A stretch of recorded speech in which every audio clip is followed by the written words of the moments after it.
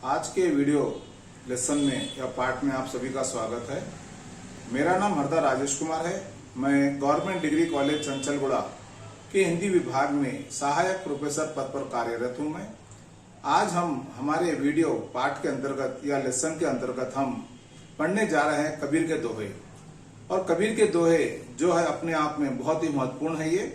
और यह दोहे जो है ये कबीर के द्वारा कही गई वाणियों को उनके शिष्यों ने संग्रहित करके बीजक का जो रूप दिया है ये उसके अंतर्गत सम्मिलित है ये।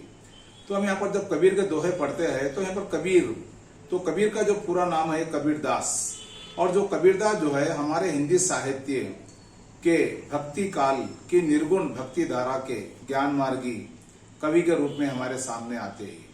और कबीर जो है ये भारतीय निर्गुण शाखा के या संत काव्य परंपरा के एक ऐसे प्रतिनिधित्व कवि है जिन्होंने अपनी भक्ति अपनी साधना के माध्यम से उन्होंने समाज के सामने ऐसे कई आदर्श को रखा है।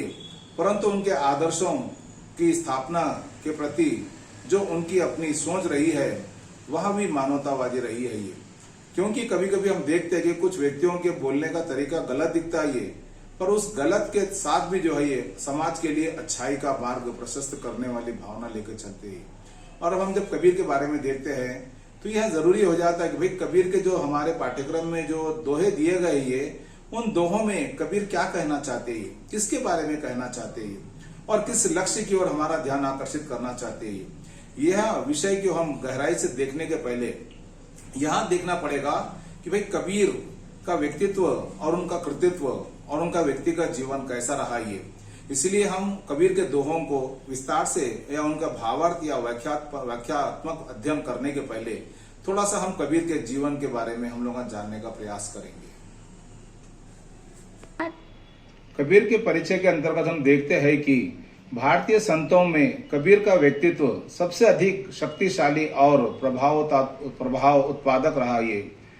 निर्गुण ज्ञान मार्गी शाखा के भक्त कवि माने जाते हैं क्योंकि हिंदी साहित्य के भक्ति काल के अंतर्गत भक्ति की दो शाखाएं मानी गई है, सगुण और निर्गुण।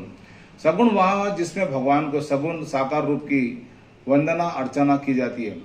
निर्गुण के अंतर्गत जो होता है ये भगवान के निराकार रूप, मतलब भगवान है पर भगवान जो है मन में बसा हुआ है।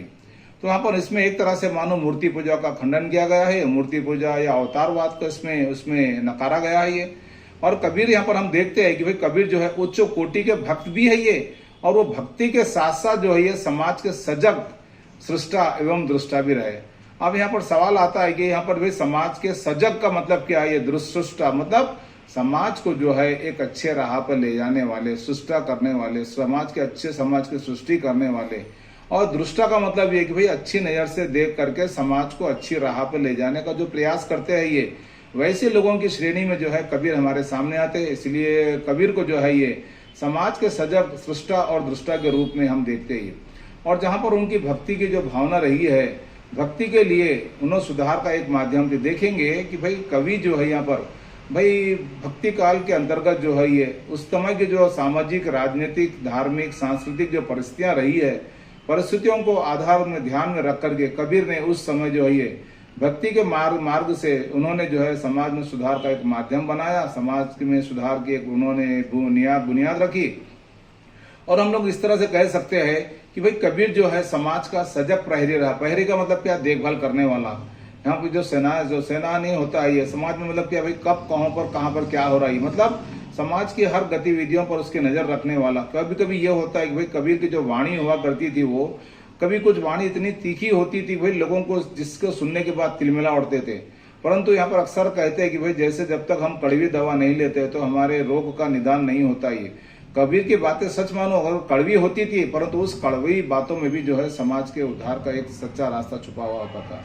और इस तरह से हम देखते हैं कि जैसे कबीर के जीवन के बारे में हम जब देखते हैं तो कबीर का जो जन्म जो है ये इनका जन्म जो है विधवा ब्राह्मणी के गर्भ से हुआ है।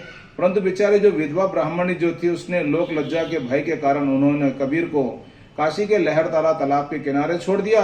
और उस समय जो है बेचारे नीरू और नीमा मुसलमान जुल्हा दंपति जब आ रहे थे, उन्होंने देखा कि भाई ये तालाब के किनारे जब वहां पर नीरू नीमा के लिए पानी लाने के लिए गया, अचानक जैसे उनके कान में किसी बच्चे के रोने की आवाज आई, उन्होंने देखा अरे भाई आवाज कहाँ से आ रही।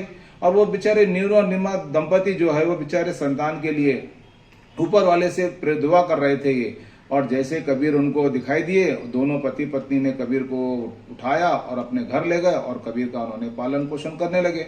और इस तरह से हम देखते हैं जैसे कबीर के गुरु के बारे में जब बात चलती है तो कबीर के गुरु की परंपरा में जो है उन्होंने रामानंद जी को अपना शिष्य माना।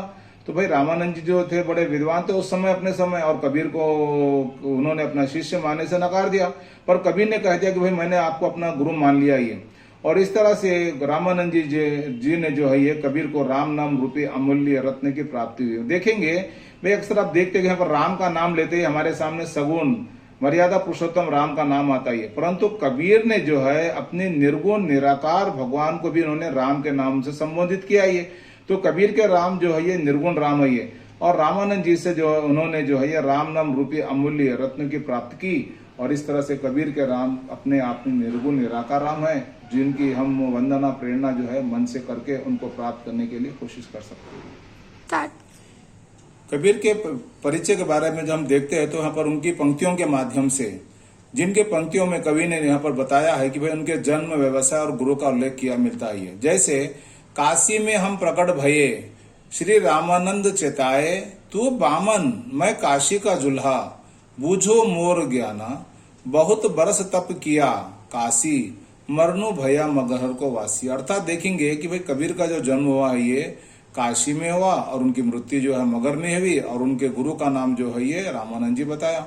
और आप देखते हैं कि भाई कबीर जो है ये सिर्फ साधु संत महात्मा के रूप में नहीं रहे, बल्कि वो अपने गृहस्थ जीवन में भी अपने जीवन का जो कर्तव्य है उसको उन्होंने निभाया है। और गृहस्थ जीवन में उनकी पत्नी का नाम लोई था तथा पुत्र और पुत्री उनका नाम था कमाल और कमाली। और कबीर अक्सर कहते हैं कि भाई हम लोग सोचते हैं कि भाई कबीर इतने कितने पढ़े लिखे विद्वान थे होंगे, कबीर के बारे में हम इतना पढ़ते हैं, कई सालों से उस पर जो है कई तरह के रिसर्च होते जा रहे हैं, कई तरह के उसमें खोजबीन होते जा रही है, परंतु कबीर खुद लिखते हैं कि भाई मैं अनपढ़ हूं, मैं मतलब कभी मैं पढ़ा नहीं, मैंने कभी कलम को नहीं छुआ, कागज को नहीं छुआ। फिर एक सवाल उठता है कि भाई जब कबीर जो है ये कभी उन्होंने कागज पर नहीं लिखा, कलम नहीं उन्होंने हाथ में पकड़ी, फिर कैसा हो सकता है, ये सवाल उठता है। परंतु कबीर जो है ये उन्होंने बताया है कि भाई पुस्तकीय ज्ञान की अपेक्षा अनुभव का ज्ञान विस्तृत और व्यापक होता है। अक्सर आप देखते हैं कि भाई किताबी पढ़ाई से ज्यादा जो होता है ये व्यक्ति को समाज में रह करके जो अनुभव होता है ये, वह अनुभव जो है ये व्यक्ति को बहुत ही उच्च स्तर पर ले आने का भी सफल प्रयास कर सकता है। और इसलिए आप कहा गया कि भाई कबीर का जो ज्ञान है ये सहज ज्ञान था। मतलब देखेंगे भाई हम जैसे किसी के साथ रहते हैं तो अगर यदि कहीं अच्छी बातें होती है, जो सद्गुण होते हैं, जो सत्संग होते हैं ये, जिसमें भगवान के नाम का स्मरण होता है, ये साधु संगति होती है, ये अक्सर आप देखते हैं जैसे लोगों के साथ में हम रहते हैं वैसा हमको अच्छे वैसे विचार मिलते हैं। तो अक्सर कहते हैं कि भाई जैसे हम बनना चाहते हैं बनते बनते हम अच्छे बन भी जाते हैं, अगर यदि बिगड़ने के रास्ते पे जाते तो बिगड़ने का रास्ता भी तैयार हो जाता है। इसलिए कबीर जो थे ये साधु संतों की संगति में रहते थे। और इस तरह से कबीर का जो काव्य है ये, कबीर का काव्य मतलब कबीर के द्वारा लिखा गया नहीं, बल्कि कबीर के शिष्यों ने कबीर की जो वाणियां थी उसको उन्होंने एक काव्य का रूप दिया ये। और इस तरह से कबीर के काव्य में जो है ये लोक और शास्त्र को जान लिया था। मतलब देखेंगे कि भाई कबीर तो अनपढ़ थे, परंतु जो है सत्संग में रहते थे, जगह जगह पर घूमना है, देशाटन करना है, ये लोगों से मिलना है, बातचीत करना है, और इस तरह से उनका जो काव्य हुआ करता था ये वो लोक और शास्त्र से भी जान लिया था उन्होंने। और कबीर के बारे में हम देखते हैं कि वहां पर जो है कबीर का जो मानव का जो जीवन है, कबीर ने माना है भाई मनुष्य के जीवन में प्रेम तत्व बहुत जरूरी है ये। फिर आप देखेंगे कि भाई प्रेम का मतलब अक्सर लोग सोचते हैं कि भाई सिर्फ जो है पति पत्नी है, नहीं। कबीर अक्सर कहते हैं भाई प्रेम जो है 2.5 अक्षर का बना हुआ है, और जो 2.5 अक्षर के शब्द के महिमा को जो समझ लेता है वह व्यक्ति जीवन में जो है हर जगह पर सफलता प्राप्त कर सकता है ये। तो इसलिए कबीर कहते हैं आगे यहाँ पर, पोथी पढ़ी पढ़ी जग मुआ, पंडित भया ना कोई, 2.5 अक्षर प्रेम का पढ़े सो पंडित होए। और इस तरह से कबीर ने जो है अपनी कविता में जो है ये मानवता की सुंदर व्याख्या की है ये। क्योंकि जब मनुष्य अगर है तो भाई मनुष्य में जो है इंसानियत और मानवता बहुत जरूरी होती है, और इसलिए कबीर के काव्य में जो है ये मानवता की सुंदर झांकी दिखाई देती है ये। और कबीर के बारे में यह माना जाता है कि वह बहुश्रुत थे। मतलब बहुश्रुत का मतलब क्या, बहुत लोगों से जिनसे मिलते वो, भाई लोग अक्सर जो है अपनी सुनाने के लिए कोशिश में रहते, परंतु कबीर ऐसे थे वे लोगों के साथ में मिलना जुलना, बातचीत करना, उनकी बातों को सुनना, और उनकी बातों में जो बातें सच्चाई होती है, अच्छाई होती है, उसको ग्रहण भी कर लेना ये। तो कबीर जो है ये एक तरह से मानो बहुश्रुत थे, और उनके विचारों उपयोगितावादी, व्यवहारवादी तथा यथार्थवादी के दर्शन होते हैं। अब आप देखेंगे कि भाई कबीर जो है यहाँ पर जीवन में कौन सी वस्तु की क्या उपयोगिता होती है, ये उसका क्या महत्व होता है ये, और हमारे व्यवहारिक जीवन में कौन सी व्यवहार कब किस समय काम में आता है। यहाँ तक कि कबीर ने जो है अपने काव्य के माध्यम से जो है यथार्थ जैसा दिखता है उसको वैसे ही उन्होंने बताने का प्रयास किया ये।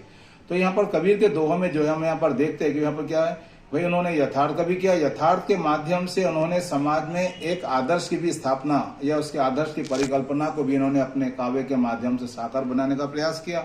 और अब हम देखते हैं जैसे कबीर अक्सर हम बताते हैं कि भाई कबीर अनपढ़ थे, परंतु कबीर अनपढ़ तो थे बेचारे, खुद मानते ही ये, परंतु कबीर की जो वाणी है उसका संकलन उनके मरने के बाद उनके शिष्यों के द्वारा किया गया, और उनकी रचनाओं का जो मुख्य संकलन जो हुआ था उसका नाम बीजक नाम से प्रसिद्ध है ये। और रचना शैली की दृष्टि से बीजक के 3 भाग माने गए ही है, जिसमें है पहला है साखी है, दूसरा सबद है और तीसरा रमैनी। साखी में दोहे है, सबद में पद है, रमैनी में चौपाइयां संकलित है। और कबीर की भक्ति में निष्काम भाव की प्रबलता देखेंगे भाई, जिसमें कोई स्वार्थ नहीं, एकदम भाई मन अगर चंगा कटौती में गंगा जिसको मानते ही, मतलब कभी कभी कोई स्वार्थ की भावना रखना नहीं, मतलब एकदम सच्चे मन से सच्ची आत्मा से परमात्मा के मिलन की कामना करना ये। तो कबीर जो है हमारे सामने एक तरह से हम देखते हैं कि वहाँ रहस्यवादी के रूप में भी सामने आते हैं। और कबीर का जो रहस्य जो आध्यात्मिक जो है ये, जिसमें उन्होंने अपने आप को आत्मा को स्त्री के रूप में और परमात्मा को पुरुष के रूप में माना ही है, और उसके मिलन की जो जिज्ञासा होती है उन्होंने अपनी रहस्यवादी भक्ति के माध्यम से प्रयास करने मिलाने का प्रयास किया। और हम यहाँ देखते हैं कि निर्गुण ब्रह्म के प्रति कबीर का अटूट श्रद्धा और विश्वास दिखाई देता ही। और इस तरह से हम देखते हैं कि कबीर जो है ये मूर्ति पूजा और अवतारवाद का खंडन करते हुए उन्होंने ईश्वर के स्मरण को देखेंगे भाई, भगवान के नाम का तुम जितना स्मरण करते जाएंगे भगवान के करीब हम उतना ही जाने में सफल हो जाते ही है। और इसलिए कबीर जो है ये मूर्ति पूजा का खंडन करे, अवतारवाद का उन्होंने खंडन किया और भगवान के नाम का स्मरण। और सबसे बड़ी बात यह है कि भाई कबीर ने जो है गुरु की महिमा का जो वर्णन किया है ये, वो पढ़ने के बाद हमको लगता है कि भाई उन्होंने जिन प्रतीकों के माध्यम से, उन्होंने जिन रूपकों के माध्यम से उसकी जो वर्ण जो अवतारणा की है ये, पढ़ने के बाद हमको लगता है कि सच में बहुत कबीर जो है एकदम बहुत ही एकदम बहुमुखी प्रतिभा संपन्न है। यहाँ तक कि हम देखते हैं कि भाई कबीर जो है हिंदू और मुसलमान की एकता के बारे में भी उन्होंने अपने काव्य को माध्यम से समाज के सामने रखने का प्रयास किया। और कबीर के दार्शनिक विचारों पर अद्वैतवादी वेदांत दर्शन का प्रभाव दिखाई देता है। उन्होंने अपनी रचनाओं में अत्यंत सरल भाषा में अपने विचार व्यक्त किए। उनका रहस्यवाद साधना परक रहस्यवाद, इस तरह से हम देखते हैं कि भाई कबीर का जो रहस्यवाद है ये जो साधनात्मक रहस्यवाद रहा है। मतलब देखेंगे कि भाई भगवान की साधना जो करना है ये, और जहाँ पर जो दर्शन जो होता है जिसमें आत्मा परमात्मा जीव जगत की जो परिकल्पना होती है, जिसका अध्ययन होता है ये, तो इस तरह से कबीर के काव्य में जो है ये, जैसे कबीर कहते हैं ये, लाली मेरे लाल की जित देखूं तित लाल, लाली देखन मैं गया मैं भी हो गया लाल। तो इस तरह के जो कबीर को ऐसे कई पद है जिसमें कबीर का ऐसे कई दोहे है, जैसे कई छंद है ये, जिसमें उन्होंने जो है ये दार्शनिकता के विचारों के माध्यम से उन्होंने भाई आत्मा परमात्मा जीव जगत की उन्होंने जो सुंदर व्याख्या की है ये, वह हमारे लिए बहुत ही महत्वपूर्ण है ये। आगे हम देखते हैं कि कबीर के परिचय के अंतर्गत उनके काव्य का आधार स्वानुभूति, मतलब खुद कबीर ने जो अनुभव किया है ये, जो यथार्थ रहा है ये, उसका उन्होंने अपने काव्य के माध्यम से वर्णन किया। उन्होंने स्पष्ट रूप से कहा है कि मैं कहता हूँ आखन की देखी, तू कहता है कागज की लेखी। उनके व्यक्तित्व में भक्त दार्शनिक समाज सुधार तथा कवि का समन्वय मिलता है। कबीर ने अपनी रचनाओं के माध्यम से सामान्य जनों के लिए मन की पवित्रता, सदाचरण, सहज सरल जीवन, परोपकार, धैर्य, क्षमा, विनम्रता, गुरु महिमा तथा जीवन की सार्थकता का महत्व प्रतिपादित किया है ये। उन्होंने ज्ञान भक्ति वैराग्य आदि विषयों को बड़े सुबोध रूप से व्यक्त किया है ये। लोक कल्याण की दृष्टि से तत्कालीन समाज में व्याप्त अंधविश्वास, जातिगत भेदभाव, सांप्रदायिक द्वेष, दाम्भिकता, पाखंड, छुआछूत आदि कुरीतियों का विरोध करने के लिए व्यंग को भी उन्होंने आधार बनाया। कबीर में युग प्रवर्तक की दृढ़ता, साहस तथा निर्भीकता थी। कबीर सामाजिक दृष्टि से उनकी रचनाओं के प्रदर्शक का कार्य किया है। हजारी प्रसाद द्विवेदी ने कबीर को वाणी का डिक्टेटर कहा। कबीर की भाषा सरल, सहज, प्रभावपूर्ण तथा प्रभावी रही है। उनकी भाषा में उर्दू, फारसी, पंजाबी, मराठी आदि भाषाओं के शब्दों का सम्मिश्रण हुआ ये। कबीर की काव्य भाषा को विद्वानों ने सद्गुकड़ी कहा ये। समग्र कबीर उच्च कोटि के साधक थे। उनके उपदेश, उनकी वाणी समस्त जनमानस के लिए संजीवनी रही है। आगे जब हम कबीर के दोहे पढ़ते हैं तो दोहों में जो पहला दोहा है ये, जिसका वर्णन इस प्रकार से है, राम नाम के पटन तरे देवे को कछु नाही, क्या ले गुरु संतोष किए हौस रही मनमाई। अर्थात इस दोहे के माध्यम से कबीर यह कहना चाहते हैं कि राम नाम की तुलना में किसी से नहीं की जा सकती है ये। राम नाम के बराबर इस संसार में कोई दूसरी चीज हो ही नहीं सकती है। गुरु के द्वारा ही हम भगवान तक पहुंच सकते हैं ये, अर्थात गुरु ही हमें ईश्वर तक पहुंचाने का मार्ग दिखा सकते हैं ये। अगर हमें गुरु नहीं मिले तो परमात्मा से मिलने की इच्छा हमारे मन में रह जाएगी। इसलिए मैं अपने गुरु को ऐसी क्या वस्तु दूं जिससे कि मेरे गुरु प्रसन्न हो जाए। और यही बात मेरे मन को बार बार कचोटती है ये, मेरे मन को बार बार परेशान करती है कि मैं क्या अपने गुरु को दूं। और इस तरह से कबीर ने इस दोहे के माध्यम से अपनी गुरु की महिमा का वर्णन किया है ये। आगे हम देखते हैं कि दूसरा जो दोहा है ये, गुरु कुमार शिष्य कुंभ, गड़ी गड़ी काटे खोड, अंतर हाथ सहार दे बाहर बाही चोट। अर्थात इस दोहे के माध्यम से कबीर यहाँ कहना चाहते हैं कि संसारी जीवन को सन्मार्ग की ओर प्रेरित करते हुए शिरोमणि कबीर जी यहाँ पर आगे बताते हैं कि गुरु जो है ये कुमार और शिष्य मिट्टी के कच्चे घड़े के समान होता ही। जिस तरह कुमार घड़े को सुंदर बनाने के लिए अंदर हाथ डालकर बाहर से थाप मारता है, ठीक उसी तरह शिष्य को कठोर अनुशासन में रखकर अंदर से प्रेम भावना रखते हुए शिष्य की बुराइयों को दूर करके संसार में सम्मान योग्य बनाने में गुरु अपनी महत्वपूर्ण भूमिका अदा करते हैं।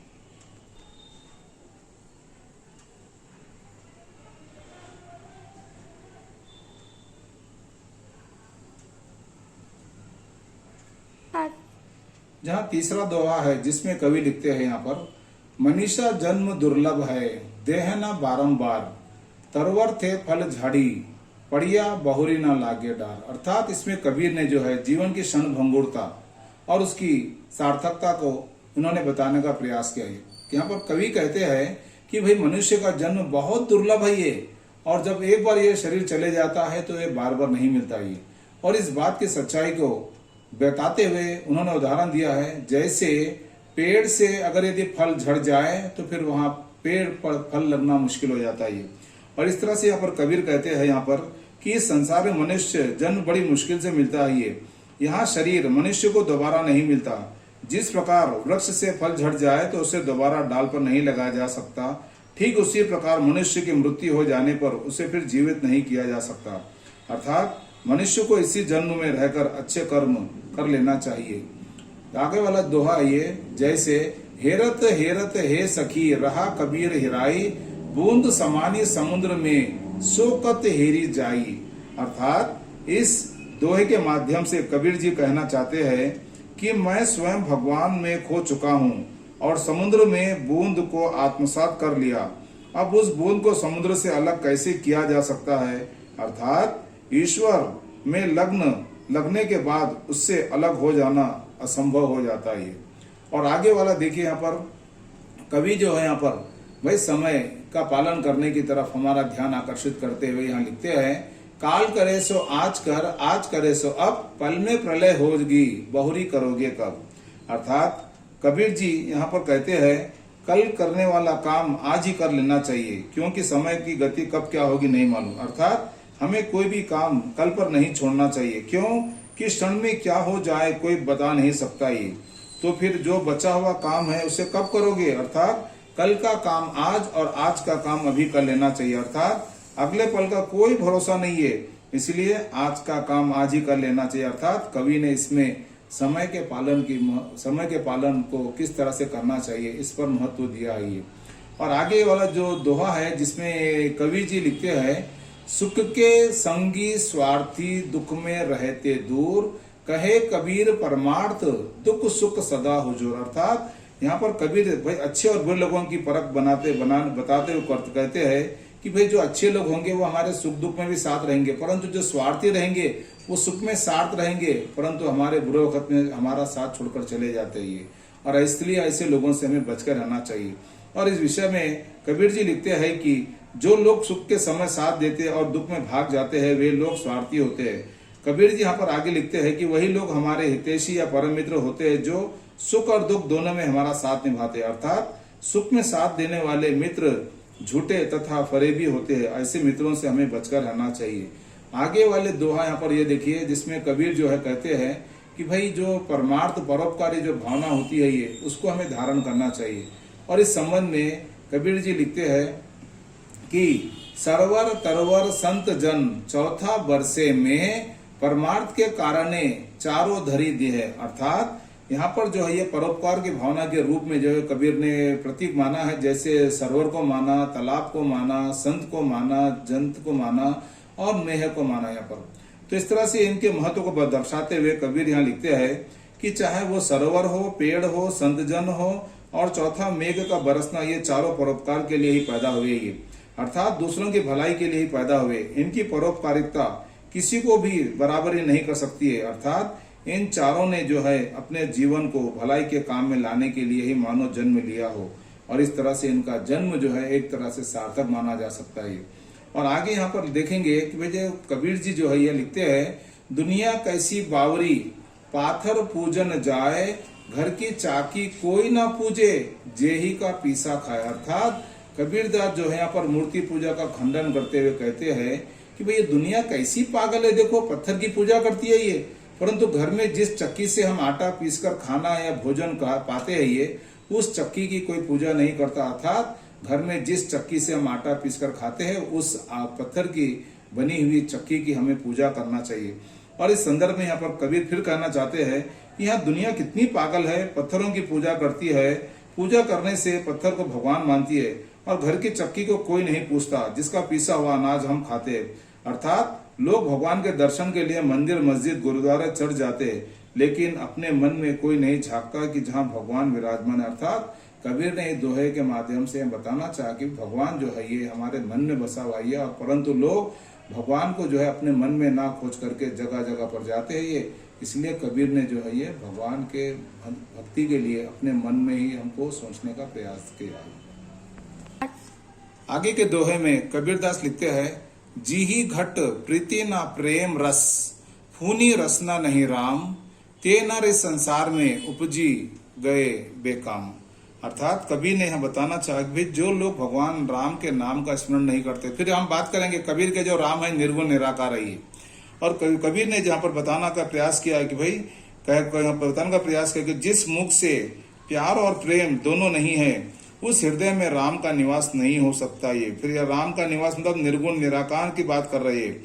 वे मनुष्य इस संसार में निरर्थक पैदा हुए। अर्थात जो मनुष्य भगवान राम का नाम नहीं जपता उसका जीवन मानो इस संसार में बेकार। अर्थात व्यक्ति को जो है अपने जीवन में पूजा पाठ भक्ति भावना में अर्थात निर्गुण निराकार प्रभु की भक्ति में अपने आप को लगाना जरूरी है। कबीर ने बताने का प्रयास किया ही है।